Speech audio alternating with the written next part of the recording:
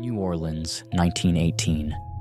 The city was alive with jazz, laughter, and music, yet hidden in the shadows, something darker lurked.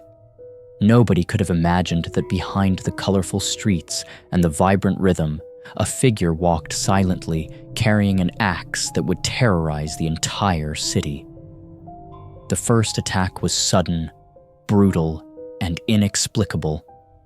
Victims were chosen seemingly at random, homes invaded in the dead of night, families forever changed. The city was gripped with fear. People whispered in the streets, closed their doors tightly, and yet no one knew who this killer was. And then, the letters started to arrive. The Axeman claimed he would strike again, and strangely, he promised that those listening to jazz would be spared. Imagine that, a killer who offers a strange mercy, but only if you follow his rules. Why jazz? Why mercy? The questions haunted every corner of New Orleans. Tonight, we step back in time into a world of mystery, fear, and the chilling unknown to explore the terrifying truth about the Axeman of New Orleans. It started in a quiet neighborhood. The first family woke to the sounds of shattering glass. Within minutes, the intruder had claimed his first victims. Panic spread. Who could it be? A neighbor? A stranger? The police were powerless, unable to track the killer, who left behind only terror and chaos. As the city slept, the Axeman roamed, invisible, unstoppable. And then, there was the letter. Addressed to the newspapers, it read like a message from another world. He described his crimes with chilling calmness, almost pride. But he warned the citizens of New Orleans, if you listen to jazz, you will be spared. The city was paralyzed with fear. Musicians filled every home with music, and families huddled together, hearts pounding, listening to every note, hoping to survive the night. The line between safety and death had never been thinner.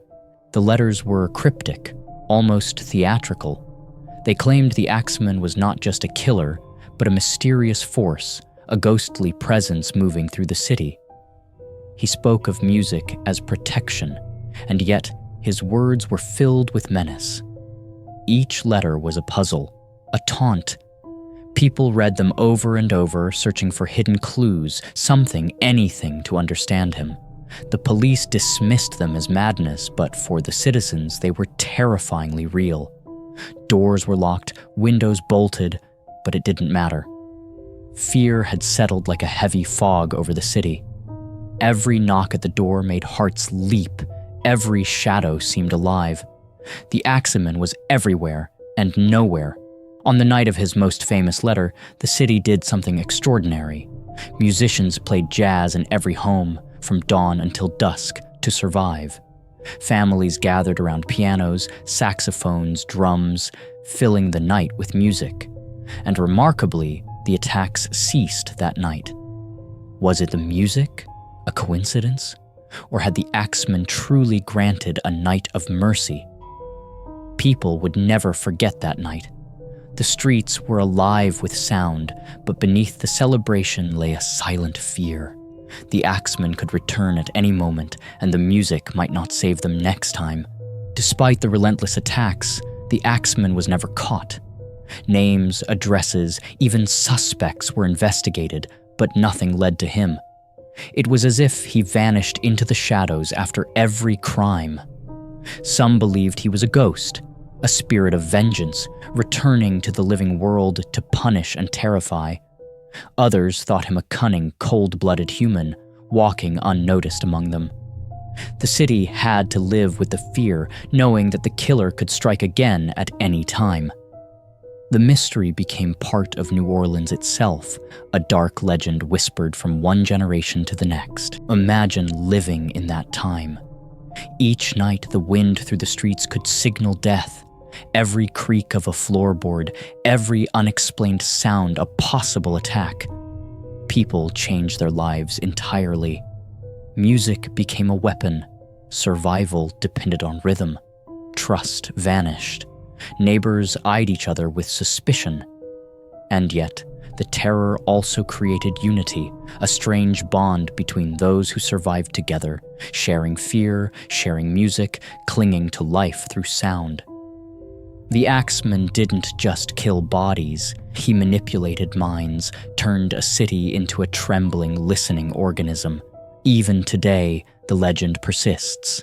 The Axeman's story is told in whispers, in ghost tours, in the notes of jazz echoing through French quarter streets. What drew him to his victims? Was it chance, cruelty, or something beyond understanding? The city remains haunted, not just by memory, but by the very idea that such darkness can exist, and that fear lingers because the killer vanished without a trace. No arrest, no confession, just terror frozen in time. Every creaking door, every sudden noise can make one wonder, could he still be out there, watching, waiting? The Axeman of New Orleans left a mark that time cannot erase. A killer who seemed to blend myth and reality, cruelty and mercy, leaving a city in fear yet alive through music. The questions remain unanswered. Who was he? Why jazz? Why did he vanish? History offers no comfort, only stories whispered from old to young, tales that send shivers even today. And as the music plays, one cannot help but listen, imagining a shadow moving through the streets, an axe glinting in the moonlight. Some mysteries are meant to endure because the terror they inspire is eternal. Tonight, when you hear a distant melody, think carefully. The Axeman may be long gone, but his presence lingers in every note, in every shadow, in every heart that still dares to remember. Even after the attack stopped, the city could not escape the shadow of the Axeman. Families continued to play music, to stay awake at night, to lock doors and check windows repeatedly. Children whispered his name under blankets, afraid of the darkness outside. The city streets were never quite the same. A quiet tension lingered, like smoke that refuses to dissipate. Some claimed to see fleeting shadows in alleyways, fleeting glimpses of a figure with an axe glinting in the moonlight.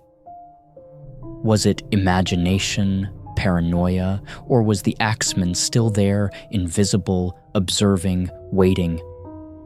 The fear had become part of life in New Orleans, a silent rhythm that played beneath the city's joyful jazz melodies.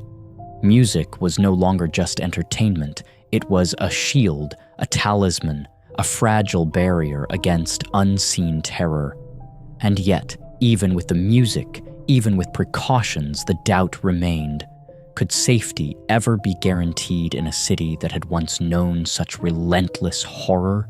Generations have passed since the Axeman's reign of terror, yet his story endures.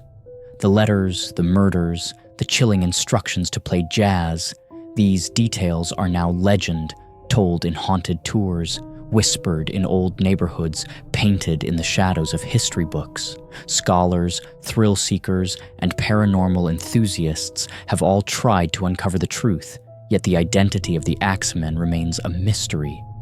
Was he merely a man with sinister intent, or something beyond human comprehension?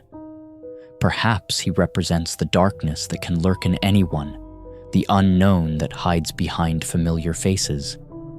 As New Orleans continues to celebrate its culture, music, and resilience, the story of the Axeman reminds us that fear can be as much a part of life as joy, that some mysteries are never solved, and that the past can reach forward, brushing against the present like a cold, uninvited hand. And when night falls and jazz echoes through the streets, one can almost feel him there in the shadows, reminding everyone that some terrors are eternal and some questions are never answered.